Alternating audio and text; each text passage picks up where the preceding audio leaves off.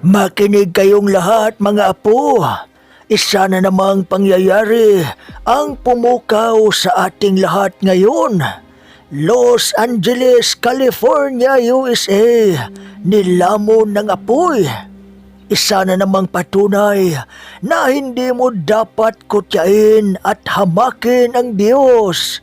Ang nangyari ngayon sa Los Angeles ay isang panibagong patunay sa galit ng Diyos.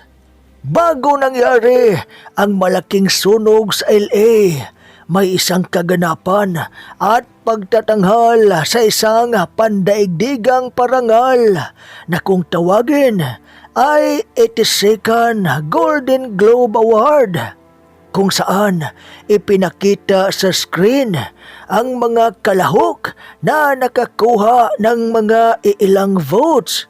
Ngunit ang Diyos ay walang nakuha. 0 ang nakalagay sa screen. Ito isang malaking paglapastangan. Ginawa nilang katatawanan ang Diyos. Ito isang nagpapakita na ang mga tao doon ay walang paniniwala sa Diyos.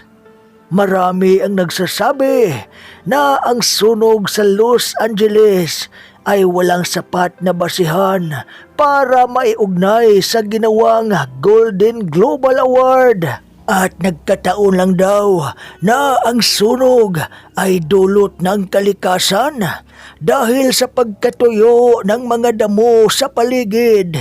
Hindi lang naman daw ang Los Angeles ang nagkaroon ng grass fire. Ano man ang maaari nilang idahilan, hindi pa rin yun angkop para ipagsawalang bahala ang ginawa nilang pag-alipusta sa pangalan ng Diyos. Sana'y hindi na lang nila isinali ang Diyos sa kanilang mga pinaggagawa. Sinabi ng Biblia, huwag mong gamitin ang pangalan ng Diyos sa walang kabuluhan. Basahin natin ang Deuteronomio chapter 5 verse 11. Huwag mong babanggitin ang pangalan ng Panginoon mong Diyos sa walang kabuluhan, sapagkat hindi aariin ng Panginoon na walang sala ang bumanggit ng kanyang pangalan sa walang kabuluhan. Sinabi din ni Kristo Jesus na mababasa sa Mateo chapter 4 verse 7 at sa Lucas chapter 4 verse 12. Huwag mong subukin ang Panginoon mong Diyos. Marami ng pangyayari ang naganap at nawala ng buhay matapos nilang kutyain ang Diyos.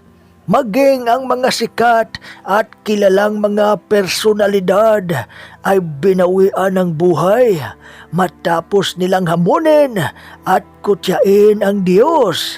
Ang nangyari doon sa Golden Global Award noong binanggit na ng host ang pangalan ng Diyos, tapos 0 ang nakuhang votes, ay nagsitawanan pa ang lahat ng mga manunood.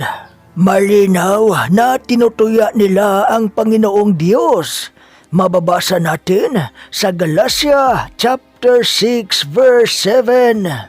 Huwag ninyong linlangin ang inyong sarili. Hindi maaaring tuyain ang Diyos. Kung ano ang itinanim ng tao, iyon din ang kanyang aanihin. At kapag dumating na sa atin ang mga sakuna, dulot ng ating pagtuya sa Diyos, siya naman ang manunuya, siya naman ang tatawa. Mababasa natin sa Kawikaan chapter 1 verse 26 to 27. Ako naman ay tatawa sa kaarawan ng inyong kasakunaan. Ako'y manunuya pagka ang inyong takot ay dumarating. Pagka ang inyong takot ay dumarating na parang bagyo, at ang inyong kasakunaan ay dumarating na parang ipo-ipo. Pagka ang hirap at hapis ay dumating sa inyo.